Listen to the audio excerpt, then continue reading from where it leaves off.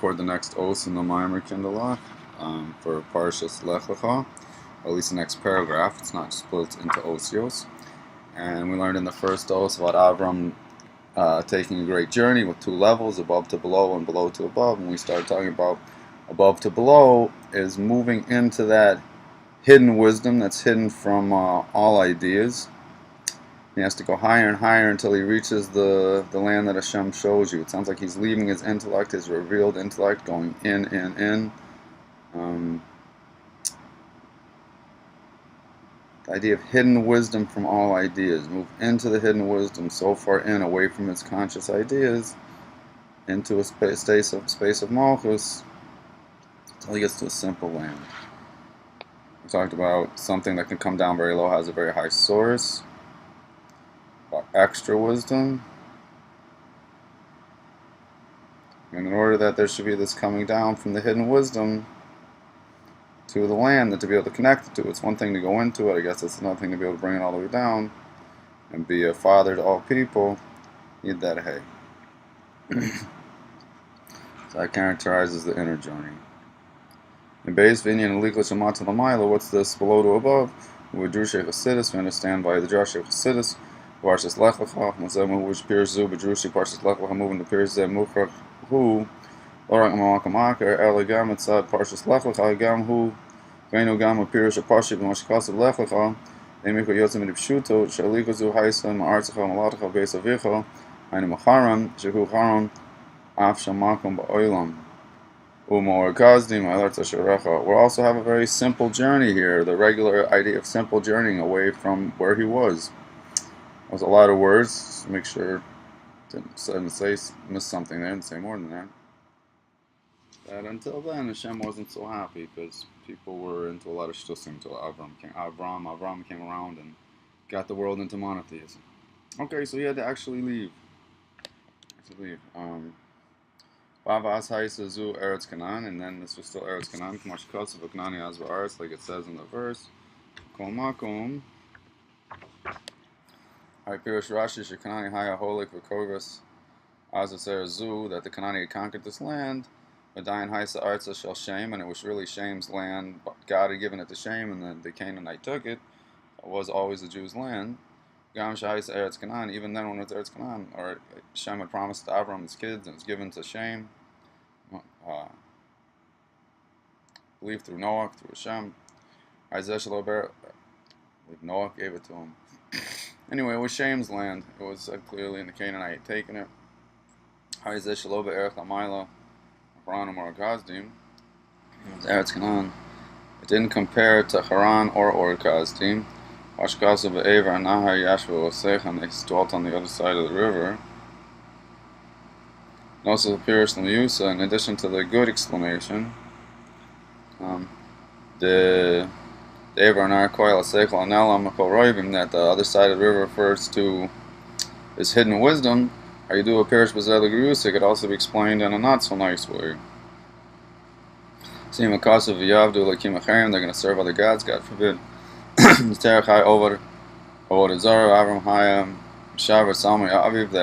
Terech served the Avodah and Avram smashed it up. So Lech Lecha, this is going from below to above. Once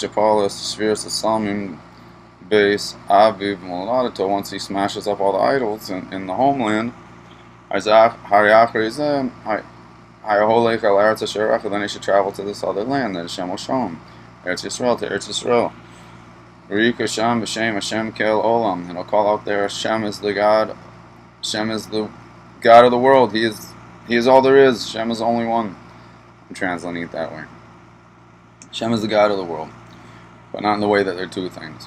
Perish Rashi Divyusa Beis Aviv, when Avram was still living with his father, Hayarak Elokei Shemayim, he was only the God of heavens.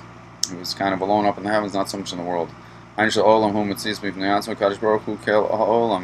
That is, if Hashem was in the heavens and he was the God of the world. But then he also became the God of the land, the God world, that became one. Hashem became one with the world. Avram made him known here on earth. People were talking about him, that there weren't two things, God and world. There was only God. He was unified with his world. That it was all one. Mashikazu Harambam, the Hilchos Avodah Zarah, Beseder Avodah Zarah, Avraham Avinu Ba'olam, like it could be learned about over there. A short paragraph coming up. Final base, Perushim Manal Shaikim Kshurim Zeh. You can connect the two ideas of above to below and below to above, of physically leaving its place and going into Eretz Yisrael and moving deeper and deeper into the hidden wisdom. In order to have the above to below, in order to be able to go so deep into the hidden wisdom that it can be brought down and get the extra understanding. He needs a power from an additional place, canal, and he gets it from the aliyah that he did beforehand, of going up. From his then he'll be able to bring it back down. When he brings it back down, he'll reach the land Hashem showed him. That I'll show you. As Abraham, Hainu Sham Dafka Misgalis Milo Shel Avraham Avinu. That specifically there was revealed how great he is. So he smashed up all those idols, and then he took a journey.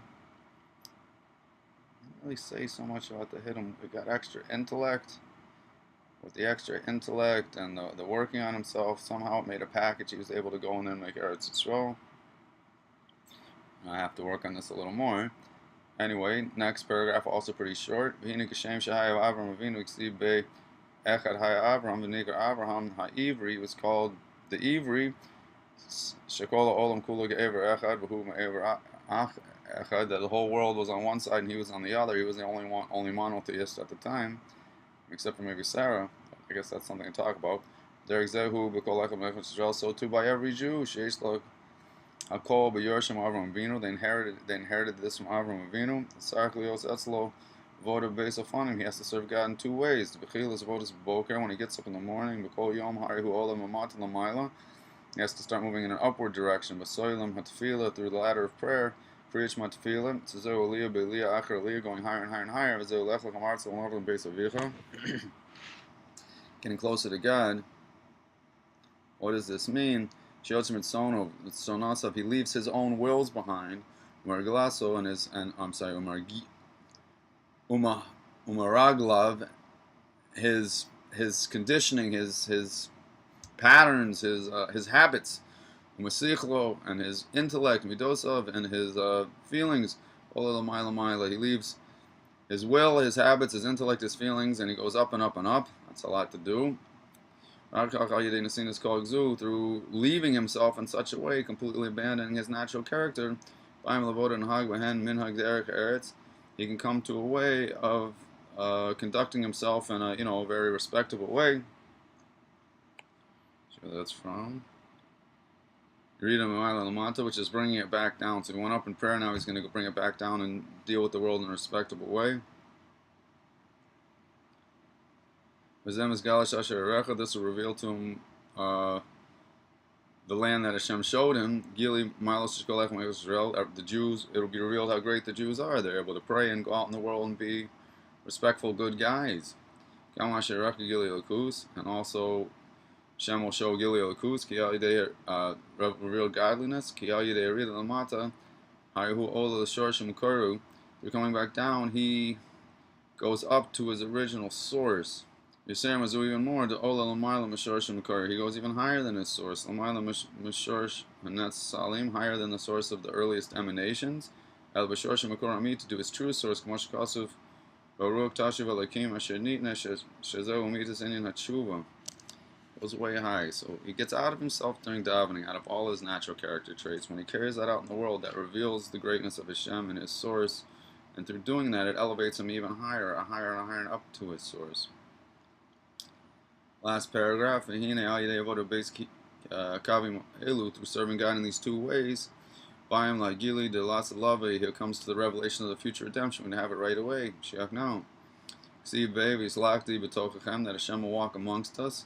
Base mini hiluch, and two types of walking. Ulcha eschem komios, walking upright. Base komos, two statures. Once through all our service, especially.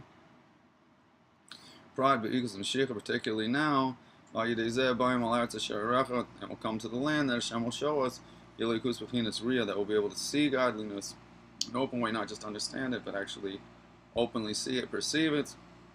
Fine, as I openly see it and perceive it, there's still a lot of work, working with, seeing godliness doesn't make for easy life, God expects a lot. He wants me to carry all the children out. They don't all necessarily have the same gifts, and to reach everybody on their level. And I still have feelings and things people say, it still can affect me. Maybe it's an upbringing, background, self-image, whatever it is.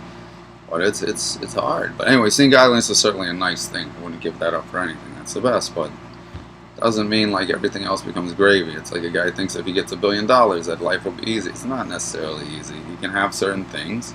Maybe everyone's going to bug him for money. Maybe he's separate. Maybe he's getting nudged all the time. Maybe he's he doesn't know what to do with the money. Maybe now he wants 10 billion. It's bringing out parts of himself he doesn't want to see. I mean, it's nice to see God, believe me. Sure, God exists, God is good, etc., etc., but you still need to interact with a world that doesn't necessarily see God. And explaining to them that you see God, they often think you're nuts. Not that often, but some of the time. It's not an easy journey. People still have feelings, and seeing God does not mean that you don't care how people talk about you and think about you, even though it'd be nice to not care how people talk about you and think about you anyway. I think of a person that had total belief in himself, or completely accepted himself for who he was and didn't care about these things, and maybe he wouldn't care how anyone sees him, but I think most people care. They want to be liked and perceived and fall into those traps of people pleasing and caring what others say. Anyway, it doesn't eliminate all that, but it does help. It's coming from God, and it's for the best. But still, people say things that you don't like. It could still hurt. Anyway, so everyone will be able to see godliness, which would be nice. I imagine that would make the relations a lot easier, and people would give everyone the best intentions and assume they meant only well, and etc., etc. Wants to cause of lokana for Maamar Lech, like the verse says, "B'li levushim," everyone will see God. Like it was at Matan Torah, but that was just a taste of what's coming. It should happen right away. Everyone will see. Like it says, even learning Torah will be in a way of seeing. Everyone will be able to see the godliness in the Torah, which is beautiful. Learning Torah is a wonderful installation. No matter what's going on, a person can sing himself as to learning. His brain can only be in that place, and to be in a godly Torah place is very pleasant, especially if you see the eloquence in Torah. So that's always a haven. It's nice to go there. Saying Tehillim lifts esteem. There's all these good things a person can do. So these two types of walking that we mentioned, we call the same in Torah and mitzvahs, could also be shown as Torah and mitzvahs. Torah and Yanim Milamai Lamata. Torah is above to below, pure godliness, wrapping yourself up in God. It's coming from heaven. Mitzvahs Yanim Ha'alas Advarim Gashmiyim. Mitzvahs are working with physicality, elevating Lamaylik Mavur Torah Orbit Kalaso Dayazeh Baim Lakim. Yud Ulach Eskim Komius, the Haiset Lachem Lakim, then Hashem will really be our God.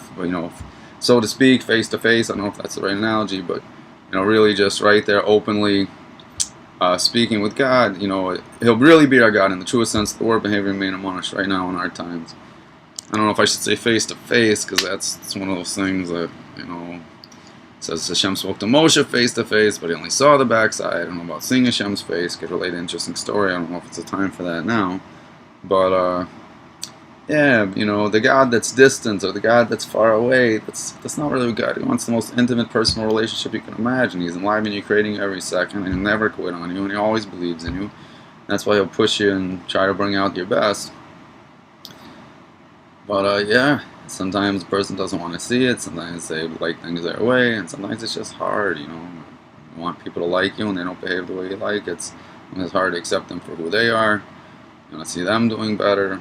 You don't want to hear what they say because it reminds you of things of your past. Trying to figure out to explain that Hashem will really be our God.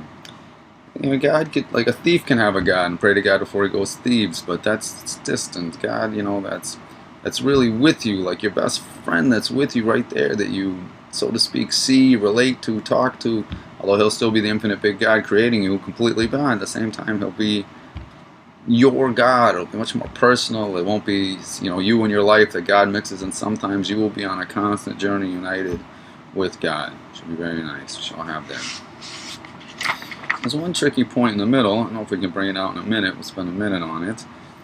So going up means going into that hidden wisdom, higher and higher and higher. And the higher it goes, the more it can be brought down. And working on oneself means, you know, I guess refining his character. So he goes up in prayer, then he refines his character, and that reveals his hidden source. Alright, I have to work on that. Okay, thank you very much, Sheikh. Now.